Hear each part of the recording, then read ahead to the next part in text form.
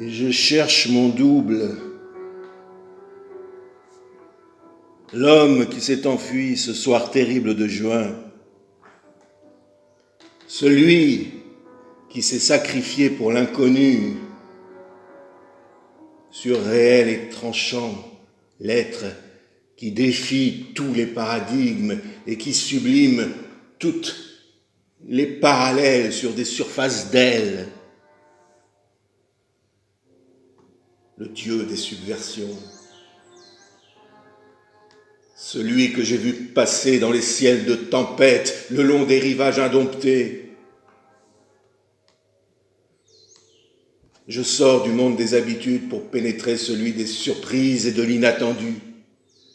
Je suis tendu comme la tête d'un cheval dans un monde opaque et déliquescent. Je suis fendu comme un arc-en-ciel. Le dehors se courbe à l'intérieur de l'infini. Aux étages inférieurs, on entend les cris extatiques des poupées tribales. C'est l'heure des poulpes et de l'étoile, c'est l'heure du décèlement des images, c'est l'heure de la présence brûlante. Je viens de rentrer dans ma chambre, il fait chaud. J'ai acheté un nouveau canapé, il est rouge foncé. Je vais organiser un récital, une parodie du silence avec une cadence mortuaire, un rythme débonnaire. Ce sera essentiellement un suicide avec un décor de route perdue et de boutiques flambées. Certaines de mes anciennes fiancées seront présentes en habits de noces ou de deuil. Tu ne pourras jamais excéder les limites de la durée, à moins de remonter sur scène avec un maquillage blafard et un chapeau noir, et de déclamer tous ces monologues fébriles que tu as conçus dans les noyaux de ta solitude. Mais est-ce bien moi qui parle? Qui parle dedans? Blancheur des chemins et chaleur des champs, les chakras se dissolvent, et j'essaie de créer d'amples espaces de vide dans la pensée, des corolles angulaires aux fenêtres fantômes. Naissance d'un cerveau lagunaire. J'écris de façon irrégulière un monde frémissant. Ce que j'ai vu de plus beau est en larmes, enfance irrésolue et rumeurs mozartiennes érigées sur des coquilles d'arcanes. Dans mes tiroirs secrets, les morts ont fui et il ne reste que des stances incompréhensibles.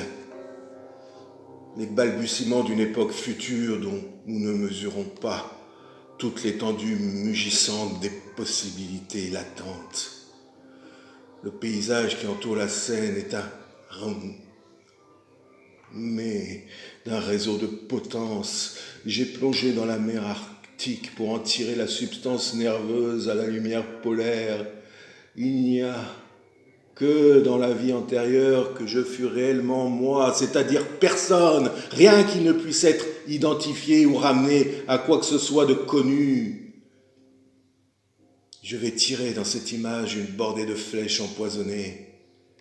Tu viendras lécher ces blessures, tu viendras ramper sous la tragédie de mon art, tu viendras sucer les lèvres immondes de l'absence et tu disparaîtras en un seul souffle. Nous ne te reverrons jamais. Nous ne t'oublierons jamais. Et lors que la logique aura dissipé nos peines, nous fermerons la porte du tombeau. Commence ici une pluie d'agonie somptueuse. Un monde de candeurs inouïes est à prévoir. Une somme de contradictions unifiées par ma présence. Chapeau noir de maître et gants blancs pour fouiller l'abîme de la réalité avec la détermination d'un tueur.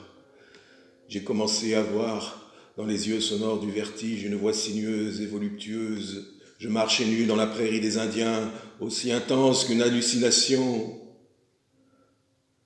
C'était un jour rouge comme le vin et la noirceur de mes intentions se dissolvait dans l'air léger. Mon existence était nulle mais libre, délivrée de l'apparence. J'avais oublié la pourriture et j'œuvrais avec la candeur d'un panda au milieu des bambous.